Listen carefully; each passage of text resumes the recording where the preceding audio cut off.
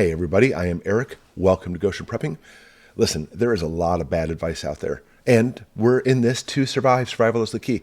So we have to be able to get rid of the bad stuff, hold on to the good stuff, and live through whatever might be coming.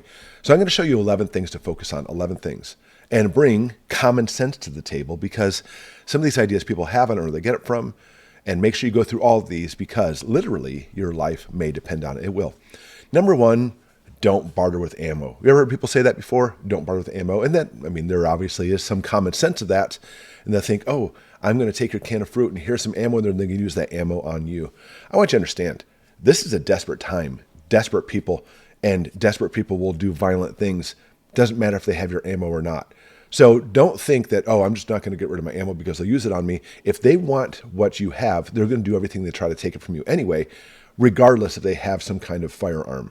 Keep that in mind, especially when it comes to bartering food. People are starving and they will get desperate and violent with that. Number two, a weapon will save your life. And obviously, I'm not saying don't have a weapon. Have a weapon, have lots of weapons. But train and practice with the weapons and get rid of the mindset, if you have this, that just having that weapon is going to work. If that's your case, then you're watching way too much Hollywood and thinking that you can pick up a firearm and suddenly you can have pinpoint deadly accuracy. It doesn't work that way. The target's moving, you're moving, adrenaline's flowing, and not to mention, they're a little more difficult to use than you think if you haven't used them before. But this is one of the things that practice does very well, and you need to be able to expend a lot of rounds in practicing with this. Now, for me, I also, in addition, carry a knife wherever I go, and that's because I train with it tactically. I know how to use a knife and use it properly to be able to get somebody off me or away from me, etc. But practice is the key. Now, number three, it's not simply just practice makes perfect. People love to say that, don't they? No, perfect practice makes perfect. No, we need to make sure that we always do it the correct way. And honestly, if you have a firearm, go to a range and have somebody who knows how to do things tactically teach you how to use it tactically. Like, for example, I have martial arts school, as you know, and with my martial arts school, my students love to say, oh yeah, practice makes perfect. No, if you're doing this certain kick the wrong way every single time, and you do that wrong kick 10,000 times, it's now set it in your brain to do it incorrectly, perfectly every single time. That's perfect, incorrect. No, you need to be able to do it correctly every single time, 10,000 times, and that way you can do the kick or use your firearm, whatever the case may be, perfectly every single time. All right, number four. This is the big one people say all the time. Your home is your castle. And I understand legally concerning that law that might be true depending on the state you're in. And your home does provide an incredible wealth of things for you, even simply just keeping the elements off your head and warmth and keeping your gear. There's a lot of good things. Obviously, having a home is a good thing. But don't picture it. Don't make a mistake and think your home is a castle. Your home is made of wood and plaster, maybe some bricks.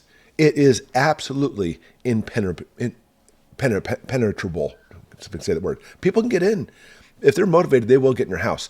I don't care if you actually have a reinforced front door or a 3M window film.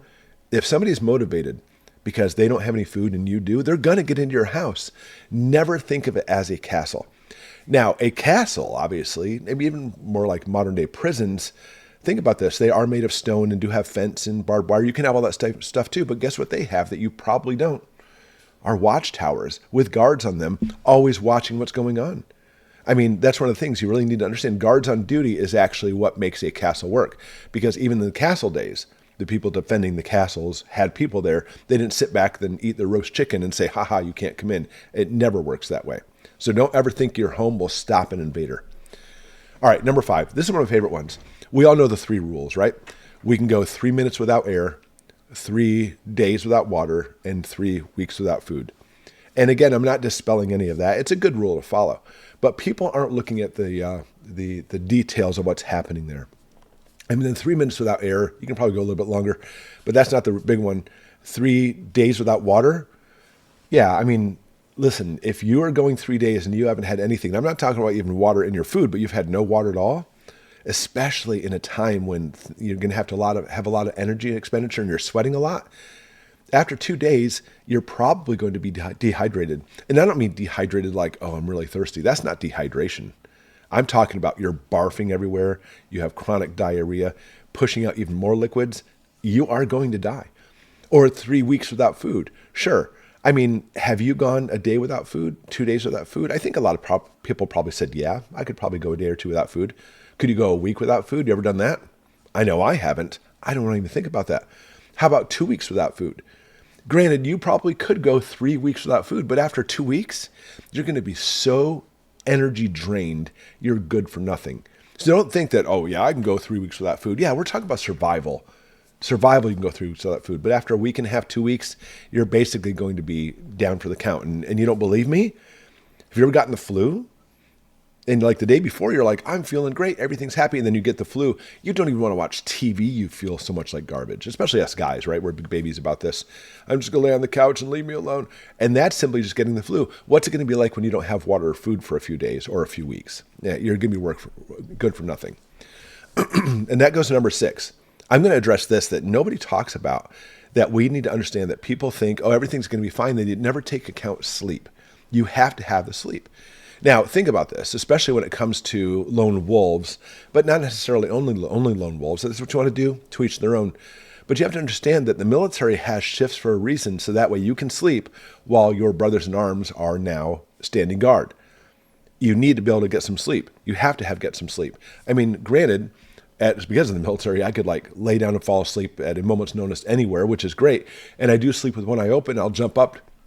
But nevertheless, though, there's a chance you may not sleep through that alarm called an intruder coming in your house, or they're going to catch you off guard. You have to have sleep. Now, granted, in the military, I remember only sleeping 4 hours a night most of the time. But if you completely discount sleep and take it out of the picture, your brain's going to get foggy. You can't think straight. And then in long term, sleep deprivation will cause disease and even kill you. It's fatal. As humans, we have to have sleep. And the only way that can happen if somebody else is standing guard for you. All right, number 7, get ready to bug out. Yes, I'm not disagreeing with that. You need to get ready to bug out. You need to have a bug out bag. You need to have stuff ready in case. We're preppers. We're trying to prep for every contingency or problem. So have a plan, by the way. Make sure you know where you're going to go and what you're going to do. The forest is not what I'm talking about. But people will say, well, this is my castle. We already talked about that. This is my house. I'm not leaving. That's fine. You can burn your house when you have a forest fire coming your way. Or if your area has been seriously compromised with military, your house may not become safe anymore. This is proven throughout history. Keep that in mind.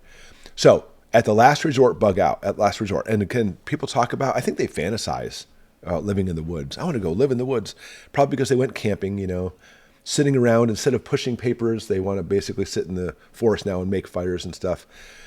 It's going to be good times until you die. Just keep that in mind. And I know there are some people who are absolute survivalists and live in the woods. 99% of the people watching this channel are not that survivalist. I could last a certain amount of time. I don't know how long, but I'm not like some of those amazing survivalists. That's all they do is live in the woods. I like my creature comforts and I like some modern day stuff. I love my family and doing things, but I love being out in the woods too. I prepare for that. But guess what? I prepare for it, but I don't prepare for it to make it happen. Like, oh, you know what? Crap's hit the fan. Buy a house. I'm leaving. Get that out of your mind because more than likely you're going to die in the woods. All right, number 8. Going into debt to get gear. And I think most people are guilty of this. I use my credit cards to buy stuff and I pay off my cards every year, or not every year, every month. But I will tell you, there's certainly gear I bought was like, I probably shouldn't have bought that, or that's going to be kind of worthless. But we get this mindset of wanting to get more gear. Again, don't think that gear, by the way, is all you need. We'll talk more about that in a second. But the thing is, debt in itself, people say, well, the world's going to end tomorrow, so why not get in debt? Because who cares? My credit cards will be wiped out anyway. I mean, there is some a little bit of truth to that. But how about this? How about your mortgage? If you've been putting all this debt into buying this gear, and first off, the world doesn't end tomorrow, now I got to pay it back. And then secondly, you have a mortgage, we're in big trouble because we're not talking about crap it's the fan we're looking at some apocalyptic doom because some asteroid hit Earth and now people are just surviving. I don't see that coming. Slight possibility. More than likely, there's going to be some kind of economy going and you're still going to live in the country and they're going to still want you to make your house payment. I'm sorry to say, because understand that you're putting that money toward gear and disregarding that your house you owe money on. That's dangerous. Great Depression, by the way, this is all in our fine print if you have a mortgage. The Great Depression, it's in the fine print. Understand that if you're paying, $500 a month in your house, that's your mortgage, $500. But inflation's gotten so high that the banks are like, wow, $500, that's not really anything. Well, they may call you on the mortgage. They have the right to do that. And if you don't pay off your house in 30 days, they'll take your house. This is not simply just conjecture. This happened during the Great Depression and very well may happen again. Keep that in mind. So it's one thing going into debt to buy gear. I still don't recommend it. But if you're doing all this and ignoring your mortgage, oh, you're doing it the wrong way. Because again, this is like carpe diem. This is all about a channel about thriving for the future, not simply just getting yourself in a worse situation. So make sure you don't do that because they will take your home. Number 9, stockpiling is all you need. I have lots of food, lots of corned beef hash. I have water. I have all the gear I need, all the pew-pews, everything else. Skills are more important. More important, by the way. More important. Of course, you have to have food, you have to have water, etc. But you have to have the skills. Because think about this. I have now stockpiled 10 years worth of food. Isn't that great? But I didn't do anything as far as training defense. And now my 10 years of food is somebody else's 10 years of food. Or you know what? I have all this gear. I bought this gear. I've never used it before. But when the crap does hit the fan and you use your gear, maybe there's some parts you need. Maybe it's not something, maybe it doesn't really live up to what it's supposed to. Yeah, that's obviously bad. Or I have all these ways to cook. I don't do it. I use my stove at home, but I have all these ways. And you don't take into account to training the fact that that aroma is going to bring people to your house. There's so much more than simply stockpiling. So much more.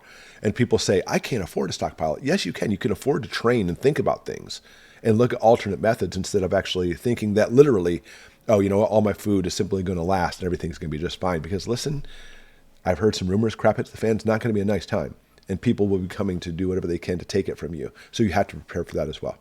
And that goes to number 10. You know what? Sit back and relax during crap hits the fan. And I know people probably don't really think that. I'm going to sit back and relax. I don't think that's the case. I got my food, water, my gear, my weapons, I got my Netflix, whatever. I mean, we do have entertainment like decks of cards and stuff.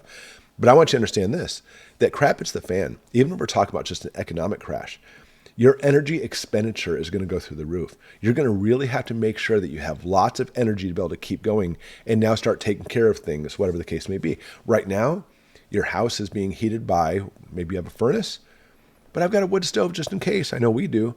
Well, the wood doesn't cut itself, and that's just wood. That's not talking about food and, standing watch. And I mean, the list goes on, all of these different things. And you know what? You and I, at least we're not spring chickens anymore. When we're in our 20s, 30s, 40s, yeah, that was a little bit easier. But as you get older, your energy expenditure, you don't have as much energy. That's a fact, no matter how much you work out. And I do work out. So, I mean, by the way, this is why military really appeals to the young ones, besides also just control too, but the young ones have all this energy. I ordered you to go do this. No problem, because I got lots of energy. What is it? Energy and all that stuff's wasted on the young. I wish we had it. But I want you to understand that it's going to be the most trying, difficult, stressful, energy-dependent time of your entire existence, and not some kind of little vacay that you're heading to your Airbnb. All right, number 11, so important. Medical supplies will save your life, and obviously medical supplies can save your life. But I need you to get out of your mind that thinking just because you have some gauze in your house that's going to save your life, it doesn't work that way. Using it correctly will save your life. And the thing is, here's the problem. It's not simply like, oh, you know what? I need some extra food. Hey, go downstairs and get me some of that Augusta Farms chicken and let's rehydrate it or reconstitute it and we're going to have chicken for dinner. Take your time because you know what? Dinner is not for 2 more hours. Medically speaking, there may be medical situations hitting you. So if you don't correct the situation in a matter of a minute or two, you or somebody else may die. Right? Think about this. So you're not going to have time to flip through the pages of a book and saying, step 1, do this. Well, I don't have that here. You need to be able to practice and train also, medically speaking. You have to. Because, wounds themselves, if they get infected, may kill you in the long run. But obviously, this is why we have urgent care. This is why we have ERs, emergency departments, because there are some things that are so vital that if you don't fix it very quickly, obviously the person's going to die. It may be you or your family. So especially start off with those extreme medical things. It's really easy to take an EMT class. I highly recommend that because EMT classes are really inexpensive. They're not super long. Who cares about being certified as an EMT? You may care, but I have high regards for EMT. I was an EMT for 10 years before I became a doctor. But I want you to understand that who cares about becoming certified in this situation? We just want to know the information and taking that course. It's going to give it to you. Out of all the medical courses you could take, EMT course is the best. Okay, even that's the case though. I want you to understand that anatomically and physiologically speaking, you're not going to know everything about the body. This is why med school takes, it's 8 years of college, if not more. I have 10 years of college. Oh my gosh, 10 years.